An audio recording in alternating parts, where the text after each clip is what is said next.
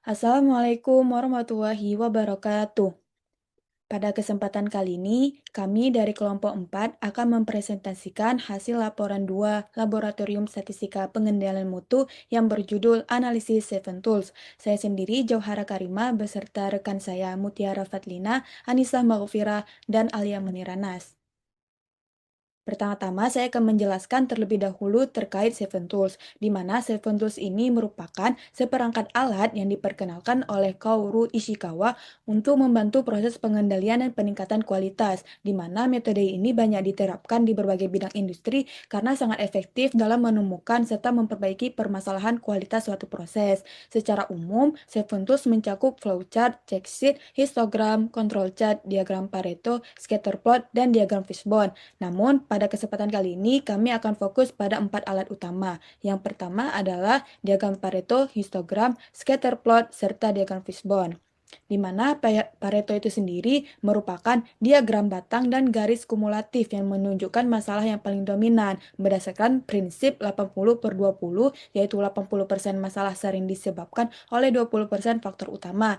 Kemudian histogram, di mana histogram ini merupakan diagram batang yang menampilkan penyebaran, serta scatter plot yang digunakan untuk melihat hubungan, dan diagram fishbone yang membantu mengidentifikasikan akar penyebab suatu masalah.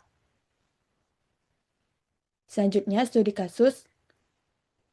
Baik, selanjutnya studi kasus. Data yang kami analisis bersumber dari CV Gemilang Kencana, yaitu sebuah perusahaan pengolahan manis carica.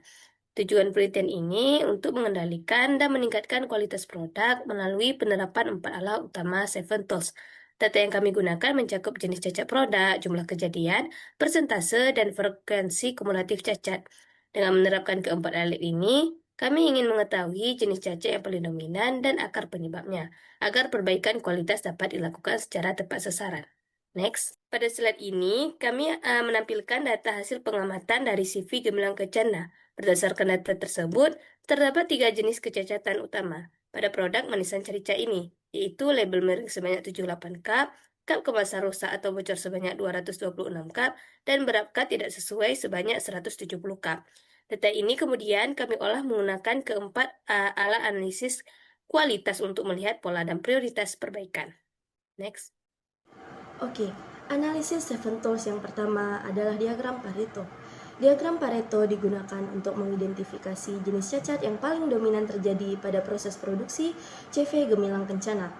Dari data, terdapat 3 jenis cacat, yaitu cup kemasan rusak atau bocor sebanyak 226 kali atau 48%, berat cup tidak sesuai sebanyak 170 kali atau 36%, dan label miring sebanyak 78 kali atau 16%.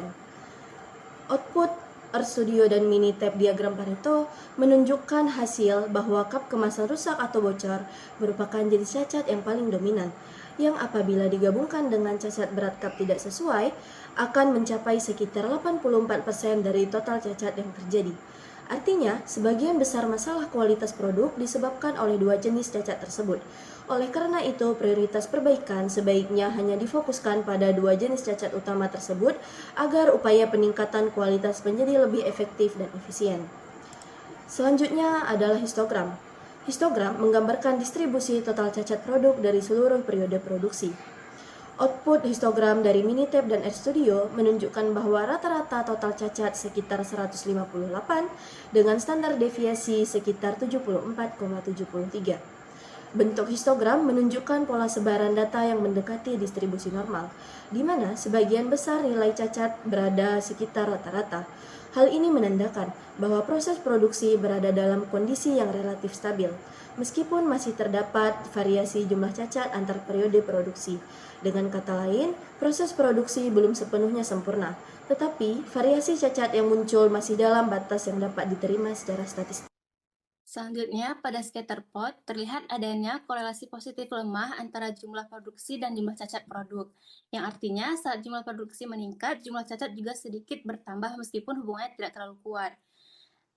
Pola sebaran titik yang cukup luas menunjukkan bahwa ada faktor lain yang turut mempengaruhi jumlah cacat. Next.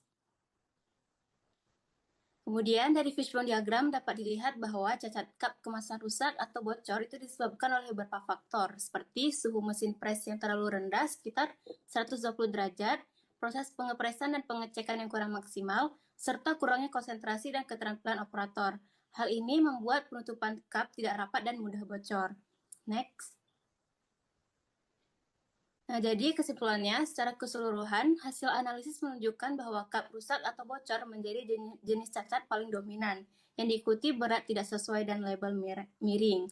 Untuk meningkatkan kualitas, perusahaan perlu mengatur suhu dan tekanan mesin dengan optimal, meningkatkan keterampilan operator, serta menjaga suhu ruang produksi agar lebih nyaman. Nah, sekian dari presentasi kami. Terima kasih atas perhatiannya. Assalamualaikum warahmatullahi wabarakatuh.